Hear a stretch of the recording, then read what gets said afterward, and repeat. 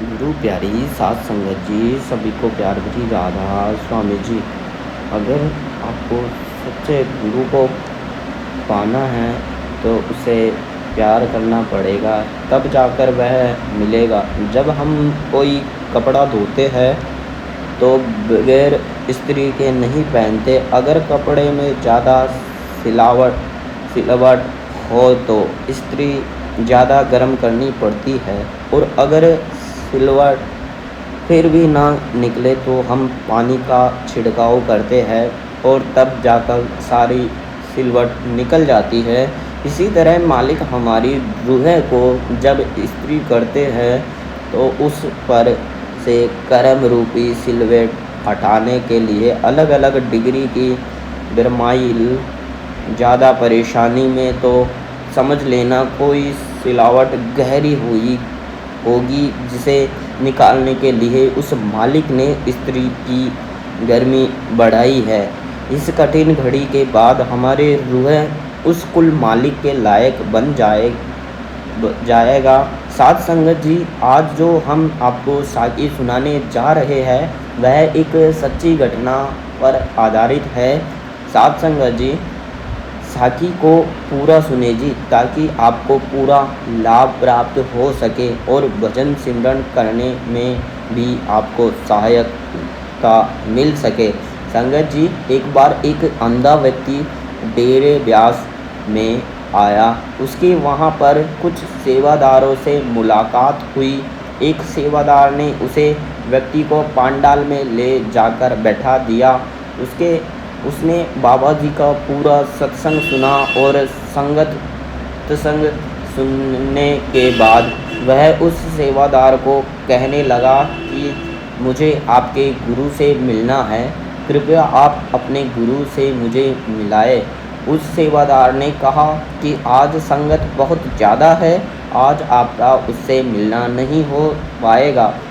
आप ऐसा करें, आज रात यहीं रुक जाए, कल या सत्संग सुनकर ही जाए। आज रात आप मेरे पास ही रह लें। उस अंधे व्यक्ति ने वैसा ही किया। अगले दिन फिर वह सत्संग सुनने पांडाल में गया। उस सेवादार ने उस अंधे व्यक्ति को पांडाल की साइड में बैठा दिया। उसने वह महाराज जी का सत्संग सुना, और उस सत्संग में महाराज जी ने नामदान की बात ही बताई और नामदान की अहमियत के बारे में बताया। तो उसके अंदर तड़प लग गई कि मुझे भी नामदान लेना है। वह सत्संग सुनते सुनते रो रहा था। उसकी आंखों से आंसू टपक रहे थे, तो उसे रहा नहीं गया। वह नामदान लेने के लिए लाइन में लग गया, पर सेवादारों ने उसे निकाल दिया और कहा कि आपकी आंखें की ज्योति नहीं है, इसलिए आपको नामदान नहीं दिया जा सकता। उस अंधे व्यक्ति ने कहा कि अगर ऐसा ही है तो मुझे अपने गुरु जी से मिलाए, मुझे उनसे बात करनी है। उनसे बाबा जी के सामने पेश किया गया तो महाराज जी ने भी यही बात कही। उस अंधे व्यक्ति ने कहा कि फिर ऐसा करो, जहाँ पर मुझे नामदान मिल सकता है वहाँ पर मुझे भेज दो। महाराज जी ने उसकी यह बात सुनकर उस सेवादारों को कहा कि भाई इसे पीछे ले जाकर बैठा दो। वैसा ही किया गया, उसे पीछे ले जाकर बैठा दिया गया। जब बाबा जी ने सभी संगत को नामदान दे दिया तो आखिरी में उसे कहा, भाई उठ, खड़ा हो जा।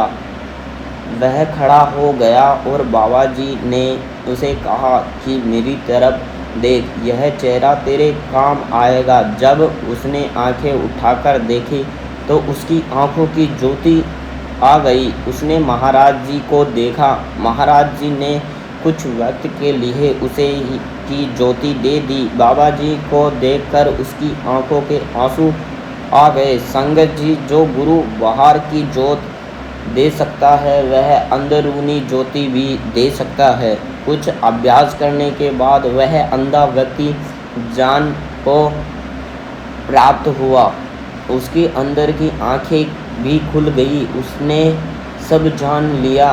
तो जब वह एक बार महाराज जी का सत्संग सुनने दोबारा डेरे ब्यास में आया तो सत्संग सुनते सुनते बीच में खड़ा हो गया और कहने लगा, महाराज जी मुझे आपस अर्जी करनी है, कृपया मेरी बात सुने। महाराज जी ने कहा कि भाई इतनी जल्दी क्या है, बैठ जा। लेकिन कुछ देर बाद वह फिर खड़ा हो गया और कहने लगा, महाराज जी रहा नहीं जाता, मुझे बात करनी है। महाराज जी ने कहा कि ले भाई चल लाले, जो तुझे बंदूक चलानी है।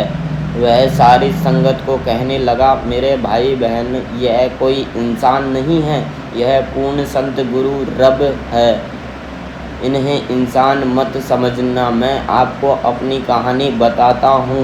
मैं पिछले जन्म में एक चील था जो कि डेरे ब्यास के पास एक वृक्ष पर रहता था और डेरे ब्यास के कुछ सेवादार वृक्ष के नीचे लंगर खाने चले गए और टुकड़े मुझे मिल गए